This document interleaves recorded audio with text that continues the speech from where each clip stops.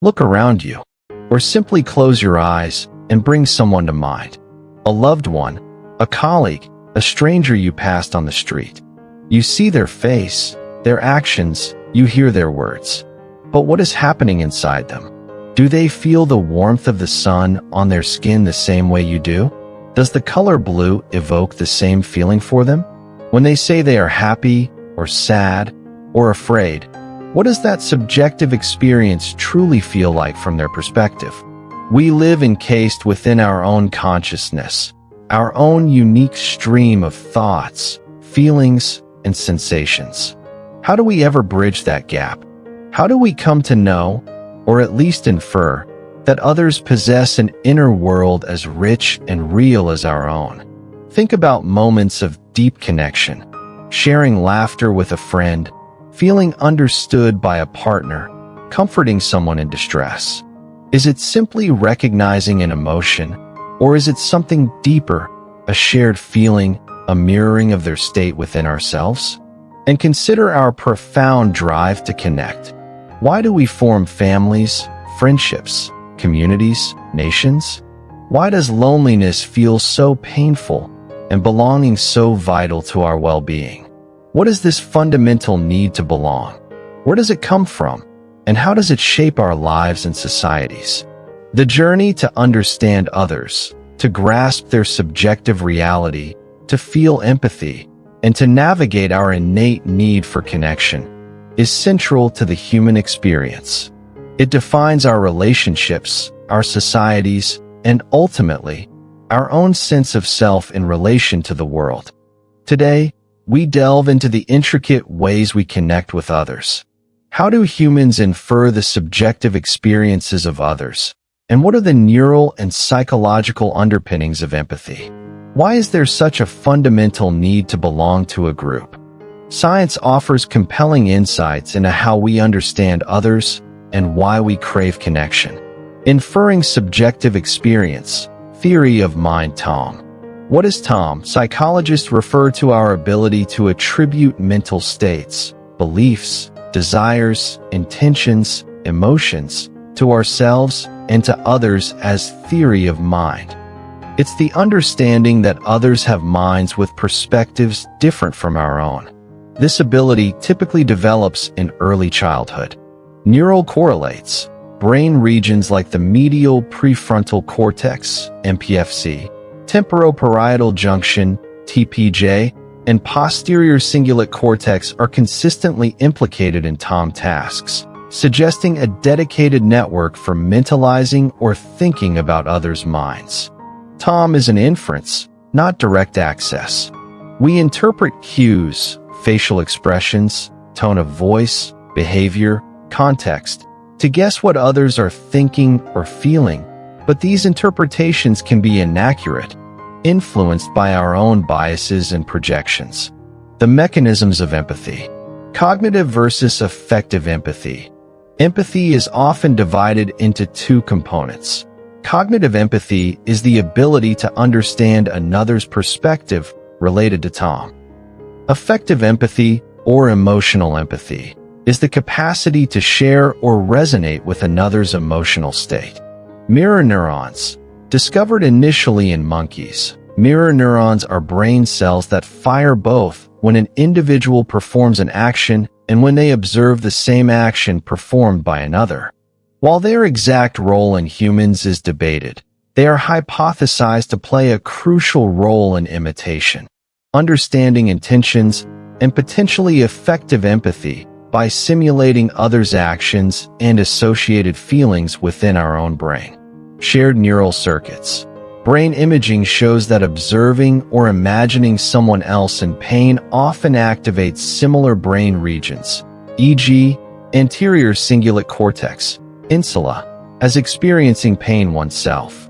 This suggests a neural basis for emotional resonance. Regulation is key. True empathy involves not just resonating with an emotion, but also regulating one's own response to avoid being overwhelmed, emotional contagion, and maintaining the ability to help, compassion. The prefrontal cortex plays a role in this regulation. Evolutionary roots. From an evolutionary perspective, belonging to a group provided significant survival and reproductive advantages, protection from predators, cooperative hunting/gathering, shared childcare, access to mates. Humans evolved as intensely social creatures. Psychological well-being. Social connection is fundamental to psychological health. Belonging fosters self-esteem, provides social support, reduces stress, and contributes to a sense of meaning and purpose. Conversely, social isolation and loneliness are linked to numerous negative mental and physical health outcomes. Social identity and group dynamics. As discussed previously, social identity theory. Group membership forms a key part of our identity.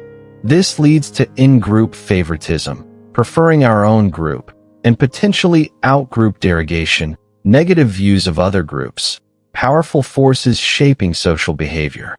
Ostracism and social pain.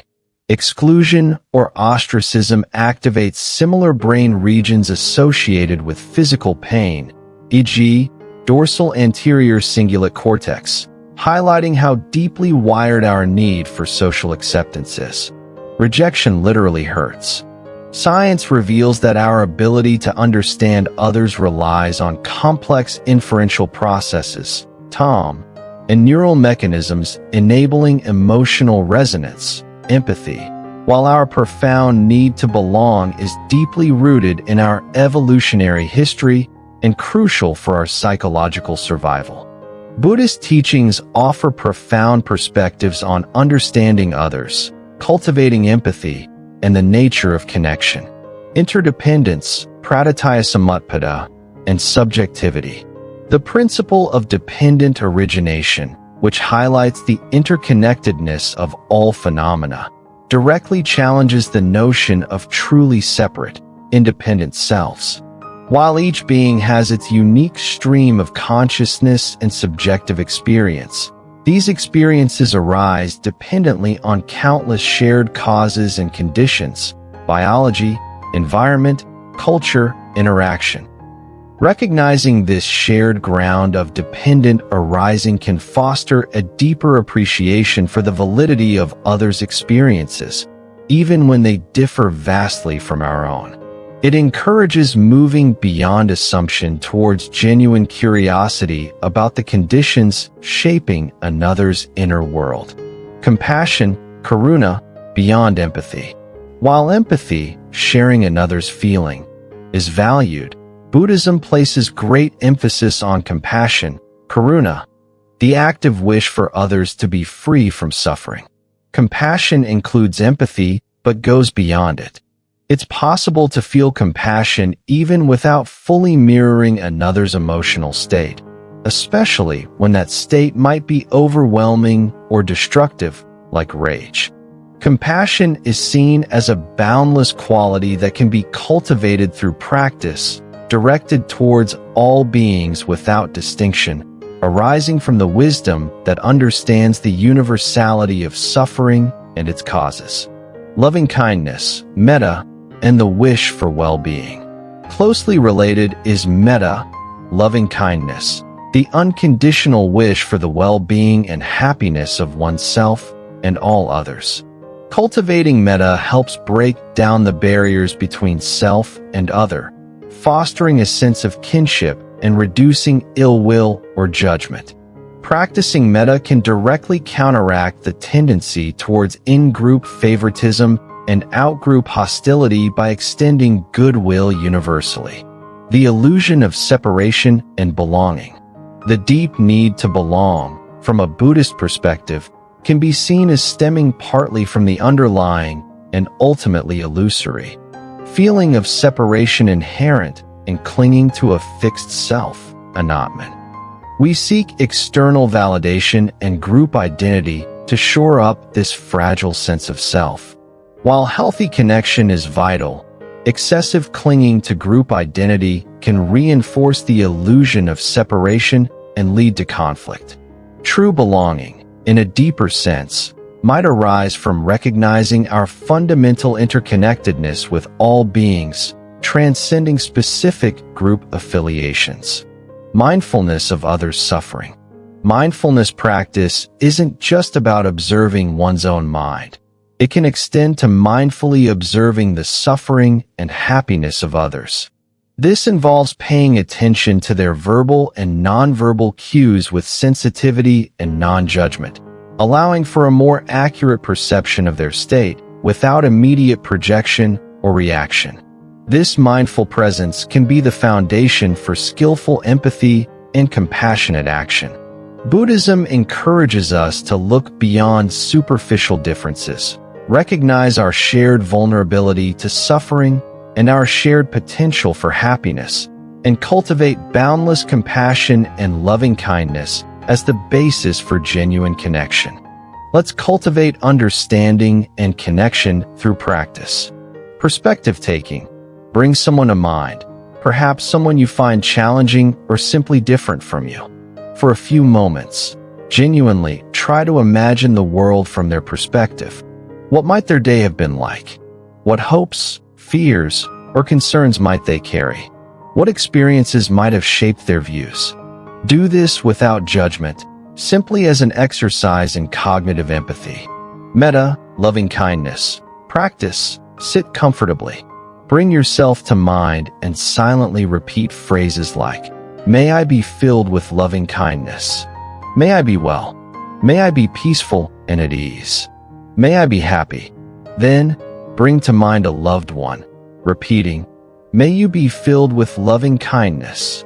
Extend this to a neutral person, then a difficult person, and finally to all beings.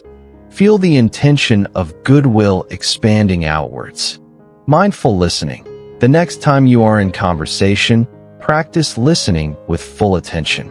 Notice not just the words, but the tone of voice, the body language, the pauses. Try to listen for the underlying feelings or needs being expressed without immediately planning your response or interrupting. Offer your presence as a space for the other person to be heard. These practices help bridge the gap between self and other, fostering empathy, compassion, and a deeper sense of interconnectedness.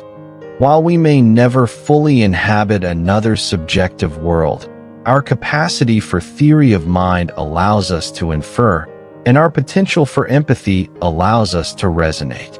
Science reveals the intricate neural and psychological dance that enables us to understand and feel for others, and the deep evolutionary roots of our need to belong. Buddhism invites us to deepen this connection through wisdom and compassion, recognizing our fundamental interdependence and cultivating boundless goodwill that transcends the boundaries of self and group. Understanding how we perceive others, how empathy functions, and why belonging matters is crucial for navigating our relationships and building more compassionate societies. Can we use our understanding of empathy not just to connect with those similar to us, but to bridge divides with those we perceive as different? Can we satisfy our need to belong without resorting to exclusion or hostility towards others? How can we cultivate a quality of presence and listening that truly allows another's experience to be felt and understood? The journey beyond our own skin, into the world of the other, is a continuous practice of curiosity, empathy, and the recognition of our shared humanity. What helps you understand or connect with others' experiences? How does the need to belong manifest in your life? What challenges do you face in practicing empathy or compassion? Share your reflections and practices in the comments below. Let's continue learning how to connect more deeply.